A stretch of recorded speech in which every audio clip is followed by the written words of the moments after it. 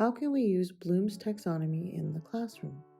In this video, we answer this question by looking at the outline of Bloom's taxonomy as well as how to use it with actual examples in the classroom. Let's begin by asking, what is Bloom's taxonomy? In 1956, Benjamin Bloom, along with fellow contributors, developed and published a framework of educational goals that has since been used by teachers and college instructors in the K-12 education system worldwide.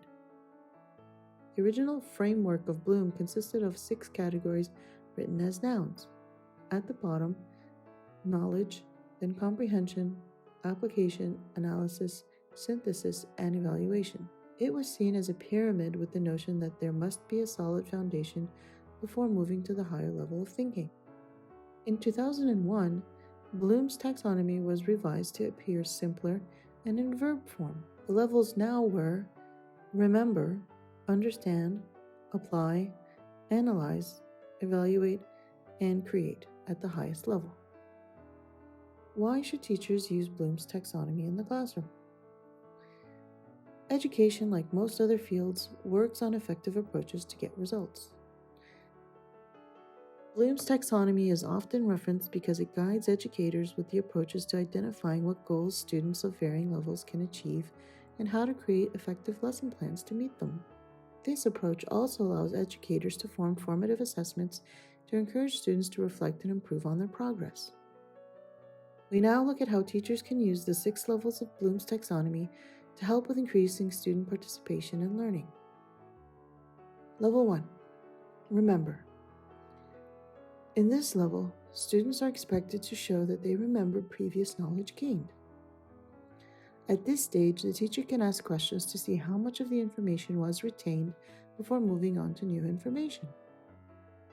Teachers may begin by asking questions by using actionable words such as tell, list, define, describe, match, identify, state. It is always a good strategy to have students go back to this stage if they are having trouble with understanding new material so they can understand exactly where they are having trouble. This is so that they are prepared to go to the next level of understanding. An example of having students demonstrate that they remember what they learned is to state rules to an activity or steps to a solution before beginning to take action. Level 2. To understand. At this level, students are capable of showing that they have understood the concept of the activity or problem by being able to restate the activity or problem in their own words, mentioning the main idea and details needed for understanding. Teachers may use the following actionable words to have students demonstrate they understand. Teachers may ask questions that begin with explain, give an example, defend, infer, predict, rewrite, or summarize.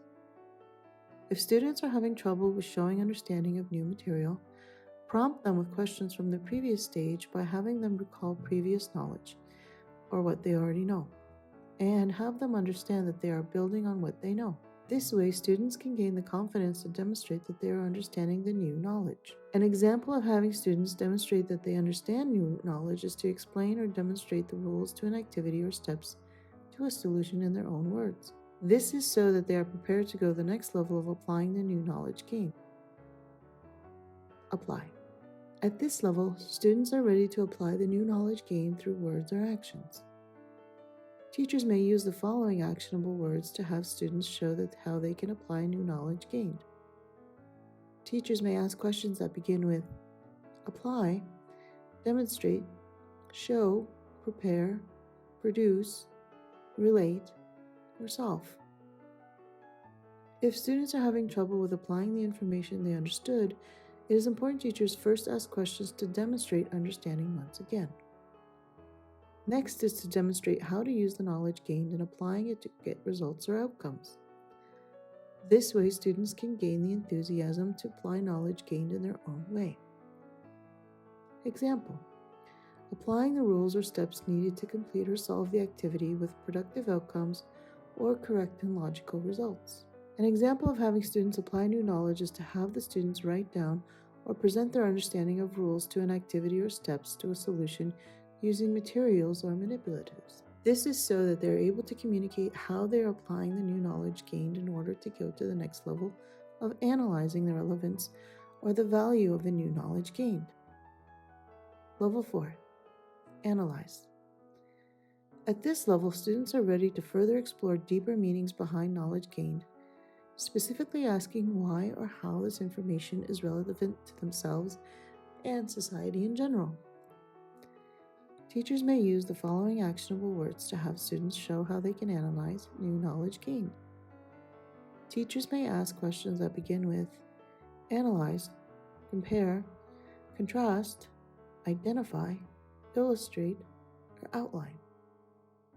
If students are having trouble with analyzing the information, teachers may ask students to apply their knowledge to give more examples. Doing so will help students begin to use their critical thinking skills to analyze the relevance of the knowledge gained so that they can begin to evaluate further meaning behind the knowledge gained in their own way. Example: analyzing whether a different set of rules or steps needed to complete or solve the activity may also result in productive outcomes or correct and logical results. An example of having students analyze new knowledge is to have students to begin to use their critical thinking skills to compare and contrast whether new approaches will yield the same outcomes and have positive results. This is so that they are able to begin to appreciate that there can be more than one way to approach and retain new knowledge in order to go to the next level of evaluating which approach works best for the individual student. Level 5. Evaluate. At this level, students are ready to form their own judgments on new knowledge gained and how they may relate the knowledge to their benefit both inside and outside the classroom. Teachers may use the following actionable words to have students show how they can evaluate new knowledge gained.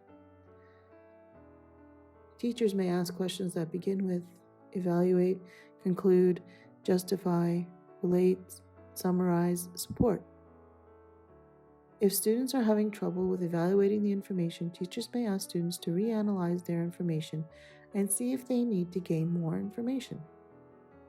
An example of having students evaluate their new knowledge is to have students share or demonstrate their approaches with others and see if they are able to yield the same outcomes and positive results. This is so that they are able to begin to see how others may benefit from their approach in order to go to the next level of creating ways others also can benefit. Level 6. Creating. At this level, students are ready to use their critical thinking skills to create new ways to show how they have benefited from new knowledge gained. Teachers may use the following actionable words to have students show how they can create ways to benefit from new knowledge gained.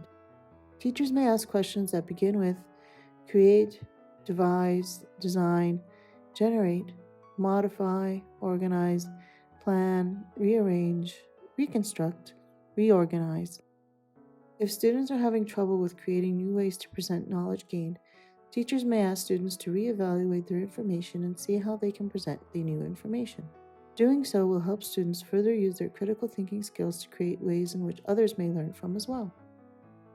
By building students' enthusiasm for being in class, teachers are also laying the foundations to building stronger, lasting relationships between themselves and their students. Click in the top right corner to watch our video on the importance of building strong teacher-student relationships in the classroom. Students and teachers can stay motivated with journal writing to help keep track of daily activities and see the progress they've made. Teachers should encourage students to use journals as part of their learning strategies. Therefore, consider visiting Promptly Journals to view their wide selection of journals for every situation. For more educational videos from Education Recipes for Learning, please like, share, and subscribe to Education Recipes for Learning. Check out our other videos in our Teacher Strategies in Education series, where we look at important topics and bringing inspirational teaching strategies into the classroom. And until next time, keep learning and have fun. Thanks for watching.